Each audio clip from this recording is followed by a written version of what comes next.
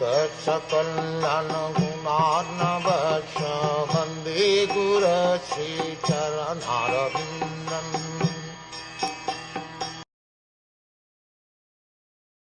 Next, Lord Chaitanya said to Sanatan Goswami, "Thus far I have explained devotional service according to regulative principles. Now I shall explain devotional service to you in terms of transcendental attachment. The inhabitants of Vrindavan as Vrajbhumi are living examples of devotional service. Theirs is ideal devotional service with attachment, and such devotion cannot be found anywhere except Vrindavan. Developing devotional service and attachment by following in the footsteps of the Vrajavasis is called Ragamarg Bhakti, or devotional service in pursuance of attachment to the Lord.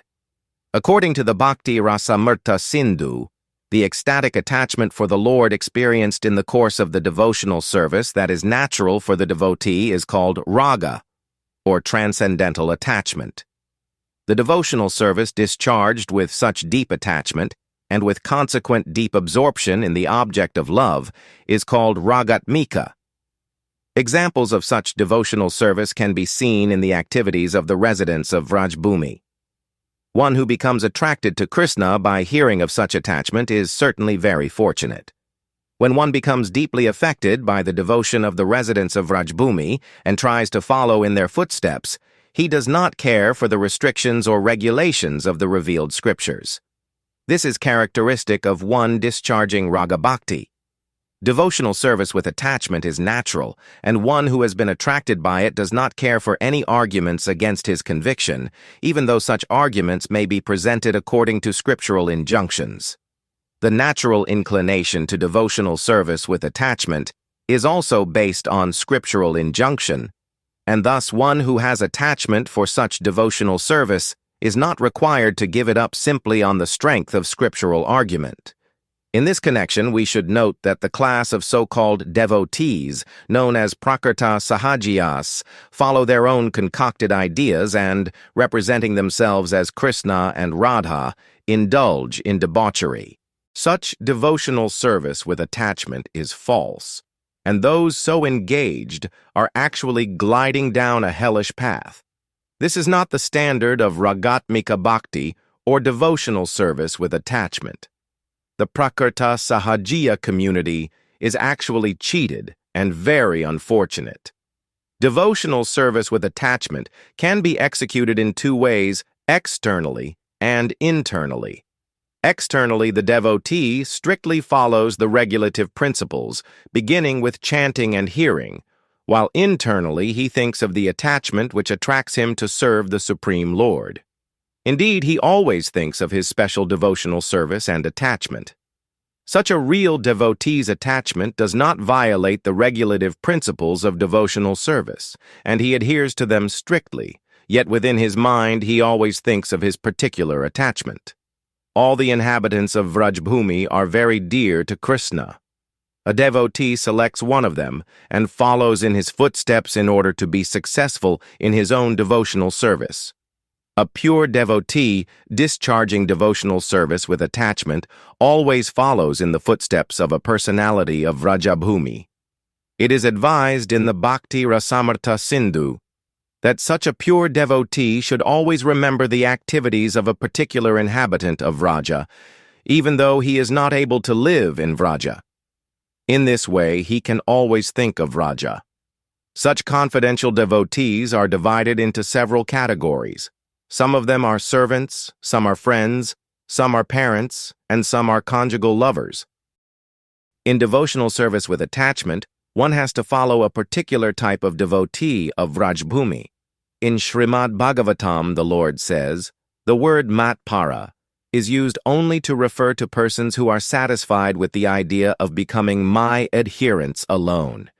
They consider that I am their soul, I am their friend, I am their son, I am their master, I am their well-wisher, I am their God, and I am their supreme goal.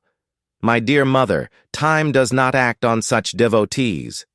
In the Bhakti Rasamrta Sindhu, Rup Goswami offers his respectful obeisances to those who always think of Krishna as son, well-wisher, brother, father, friend, and so on. Whoever adheres to the principles of devotional service with attachment, following in the footsteps of a particular devotee of Vrajbhumi, certainly attains the highest perfection of love of Godhead in that spirit.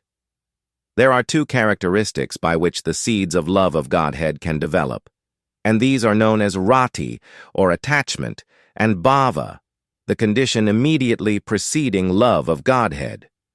It is by such attachment and bhav that the Supreme Lord Sri Krishna is conquered by his devotees. These two characteristics are present before any symptoms of love of Godhead are manifest. This was all explained to Sanatan Goswami by Lord Chaitanya. Lord Chaitanya told him that since there is really no end to describing the system of devotional service with attachment, he is simply trying to offer a sampling. Lord Chaitanya then described the ultimate goal of devotional service, which is meant for one who wants to attain perfection. When one's attachment to Krishna becomes very deep, one has attained the condition called love of Godhead. The devotee who attains such a state of existence is said to be in his permanent situation. In this regard, Kaviraj Goswami offers his respectful obeisances to Lord Chaitanya for his sublime teachings of love of Godhead. As stated in the Chaitanya Charitamrita, O Supreme Personality of Godhead, who but you has ever awarded such pure devotional service? O most magnanimous incarnation of the Personality of Godhead, I offer my respectful obeisances to this incarnation, known as Gaura Krishna. In the Bhakti Rasamrta Sindhu, love of Godhead is compared to sunshine, and this shining makes the devotee's heart more and more lovely. The heart of such a devotee is situated in a transcendental position, beyond even the material mode of goodness. As the devotee's heart becomes increasingly sterilized by the sunshine of love, he attains a state called bhava. This is the description of bhava given by Rupa Goswami. Bhava is the permanent characteristic of the living entity, and the crucial point of progress for bhava is called the marginal state of love of Godhead. When the bhava state becomes deeper and deeper, learned devotees call it love of Godhead. As stated in the Narada Pankaratra, when one is firmly convinced that Vishnu is the only object of love and worship, and that there is no one else, not even a demigod, worthy of receiving devotional service, one is said to feel intimacy in his loving relationship with God. This is the conclusion of such personalities as Bhisma, Prahlad, Uddhav, and Narad. If due to some righteous activities which provoke devotional service, one acquires some faith, one takes shelter of the good association of pure devotees and is influenced by their service attitude. Then he develops attachment for hearing and chanting. By developing hearing and chanting, one can advance further and further in regulative devotional service to the Supreme Lord. As one so advances, his misgivings about devotional service and his attraction to the material world proportionately diminish.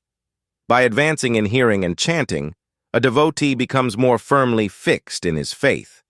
Gradually, he develops a taste for devotional service, and that taste gradually develops into attachment for Krishna. When that attachment becomes pure, it exhibits the two characteristics of bhava, emotion, and rati, affection. When rati increases, it is called love of Godhead. Love of Godhead is the ultimate goal of human life. This process is summarized by Rupa Goswami in the Bhakti Rasamrta Sindhu. The first thing required is faith. Due to faith, a person associates with pure devotees, and by such association he develops devotional service. As devotional service develops, his misgivings diminish. Then he is situated in firm conviction, and from that conviction he develops a taste for devotional service and advances to the stage of attachment for Krishna, whereby he follows the regulative principles of devotional service spontaneously. After that point, he makes still further progress and attains the state called bhava, which is permanent. Such love of God becomes deeper and deeper until it reaches the highest stage of love of Godhead. In Sanskrit, this highest stage is called prema. Prema can be defined as love of God without any expectation of exchange or return. Actually, the words prema and love are not synonymous, yet one can still say that prema is the highest stage of love.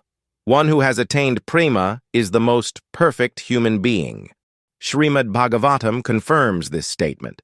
Only by the association of pure devotees can a person develop a taste for Krishna consciousness, and when he tries to apply Krishna consciousness in his life, he can achieve everything up to the stage of bhava and prema. Lord Chaitanya next described the symptoms of a person who has developed from faith to the stage of bhava. Such a person is never agitated, even if there are causes for agitation. Nor does he waste his time, not even a moment. He is always anxious to do something for Krishna. Even if he has no engagement, he will find some work to do for Krishna's satisfaction. Nor does such a person like anything which is not connected with Krishna. Although he is situated in the best position, he does not hanker after praise. He is confident in his work. He is never under the impression that he is not making progress toward the supreme goal of life, going back to Godhead. Since he is fully convinced of his progress, he is always very busy achieving the highest goal. He is very much attached to gratifying the Lord and in chanting or hearing about the Lord, and he is always attached to describing the transcendental qualities of the Lord. He also wants to live in holy places like Mathura, Vrindavan, or Dvaraka. All these characteristics are visible in one who has developed to the stage of bhava. King Pariksit affords a good example of bhava. When sitting on the bank of the Ganges, waiting to meet his death due to the curse of a Brahmana boy, he said, "All the Brahmanas present here, as well as Mother Ganges, should know that I am a soul completely surrendered to Krishna. I do not mind if I am immediately bitten by the snake sent by the Brahmana boy. Let the snake bite me as it likes. I shall be pleased if all of you present here will go on chanting the message of Krishna." Such a devotee is always anxious to see that his time is not wasted in anything which is not connected with Krishna. Consequently, he does not like the benefits derived from fruitive activity, yogic meditation, or the cultivation of knowledge. He is simply attached to words favorably related to Krishna. Such pure devotees of the Supreme Lord always pray to him with tears in their eyes. Their minds always recollect his activities, and their bodies always offer him obeisances. Thus they are satisfied. Any devotee who renders such devotional service dedicates his life and body for the purpose of the Lord. King Bharat, after whom India is called Bharat Vars, was also a pure devotee, and at an early age he left his household life, his beautiful devoted wife, his sons, friends, and kingdom, just as if they were stool. This is typical of a person who has developed bhava in the course of his devotional service. Such a devotee always thinks of himself as the most wretched, and his only satisfaction is in thinking that some day or other Krishna will be kind enough to favor him by engaging him in devotional service. In the Padma Puran, another instance of pure devotion is found. There it is recorded that King Bhagaratha, although the most elevated of human beings, was begging from door to door and was even praying to the Kandala, the lowest members of human society. Sri Sanatana Goswami later composed this verse, "I am poor in love of Godhead, and I have no qualification for hearing about devotional service.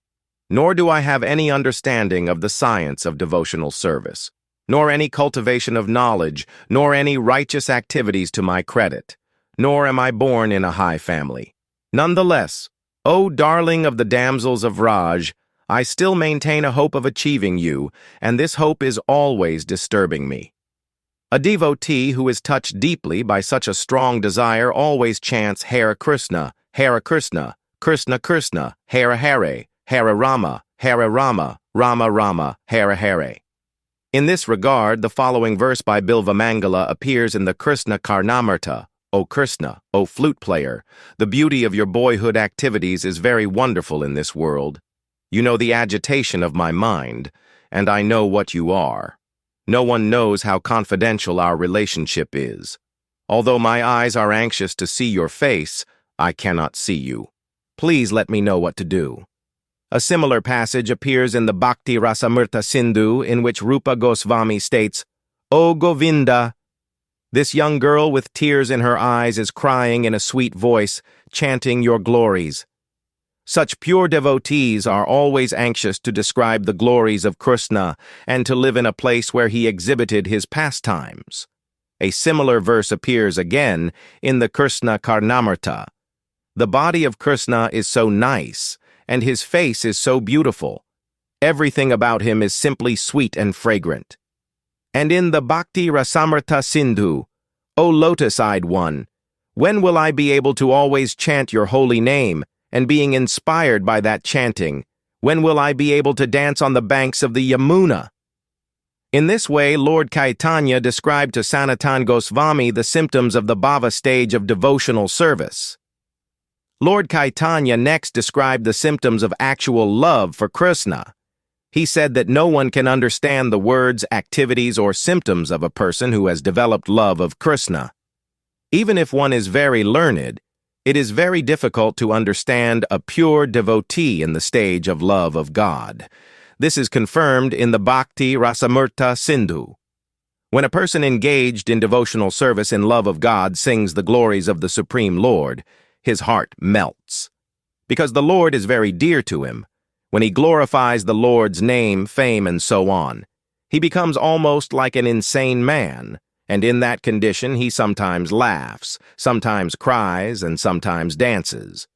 He continues in this way without even considering his situation. By gradually developing his love of Godhead, he increases his affection, his emotion, and his ecstasy. The culmination of such attachment is Mahabhava, the highest stage of devotional love. It may be likened to rock candy, which is the most concentrated form of sugar. As it is concentrated, sugarcane juice goes through different stages: molasses, sugar, sugar candy, but the final and most palatable state is rock candy. Similarly, love of Godhead can gradually develop in such a way that transcendental pleasure is increased to the highest stage for the real devotee.